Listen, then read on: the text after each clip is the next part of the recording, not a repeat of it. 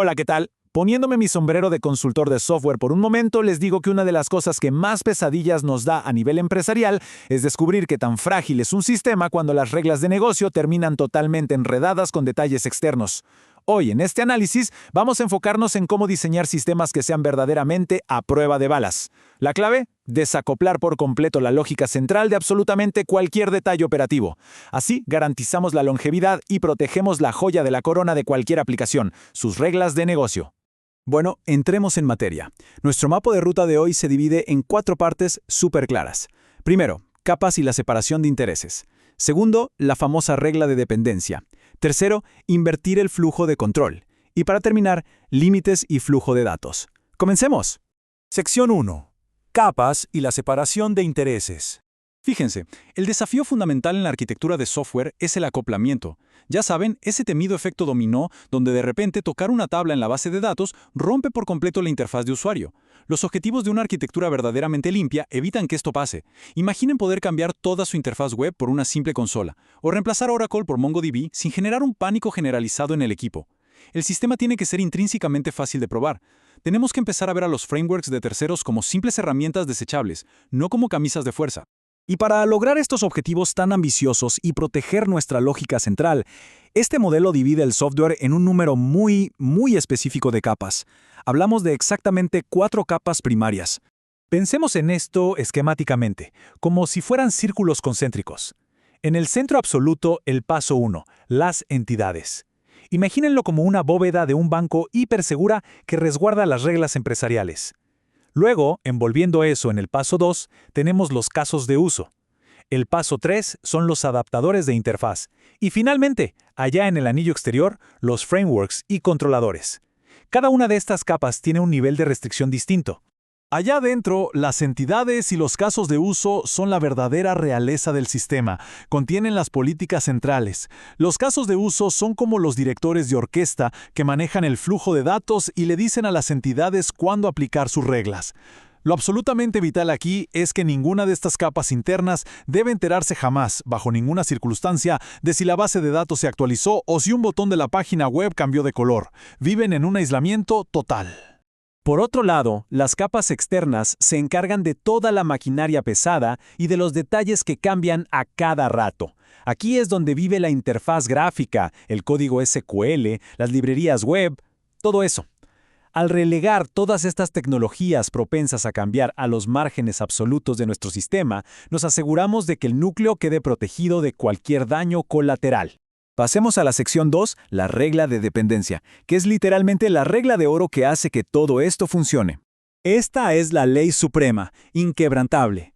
Las dependencias del código fuente solo deben apuntar hacia adentro, hacia las políticas de nivel superior. O sea, el código de las capas externas puede, y de hecho debe, depender del código de las capas internas, pero jamás al revés.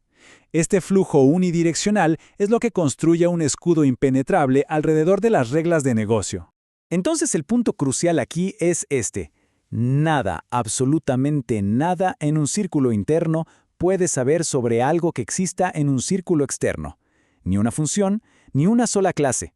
Por ejemplo, el nombre de una tabla de la base de datos o de un componente de la interfaz nunca, y quiero enfatizar esto, nunca debe aparecer en el código de un caso de uso o de una entidad. Es que, a medida que avanzamos hacia el centro de la arquitectura, el nivel de abstracción aumenta intencionalmente. Dejamos atrás cosas súper específicas como cómo guardar un archivo de texto en el disco duro para dar paso a conceptos mucho más elevados. Las políticas se encapsulan y las reglas generales quedan perfectamente aisladas. Las entidades en el centro representan los conceptos más abstractos de toda la empresa, a salvo de las minucias físicas de la tecnología. Lo que nos lleva a la sección 3, invertir el flujo de control. Aquí es donde nos ponemos tácticos. A ver, como arquitectos aquí siempre nos topamos con una paradoja clásica. Si un caso de uso interno necesita enviar datos hacia afuera, digamos a un presentador para que salgan en una pantalla, la ejecución lógicamente tiene que viajar hacia el exterior. Pero un momento, acabamos de decir que la regla de dependencia prohíbe estrictamente que el código fuente apunte hacia afuera. Entonces, ¿cómo invocamos a una capa externa sin cometer un crimen arquitectónico? Tenemos un choque de direcciones clarísimo. Por un lado, el flujo de control, o sea, el programa ejecutándose en tiempo real, empuja hacia afuera, desde el caso de uso hacia el presentador. Pero la dependencia del código fuente nos exige apuntar hacia adentro. Este es el punto exacto de fricción, la frontera donde la pura técnica de programación nos tiene que salvar. Y la solución estructural, la magia que resuelve esto, es el principio de inversión de dependencias. Aprovechando algo llamado polimorfismo dinámico, podemos crear dependencias en el código que se oponen directamente a la dirección del flujo de ejecución. Es un truco súper elegante donde ponemos interfaces y relaciones de herencia justo en la frontera entre las capas. Y esto ilustra de forma brillante cómo funciona en la práctica.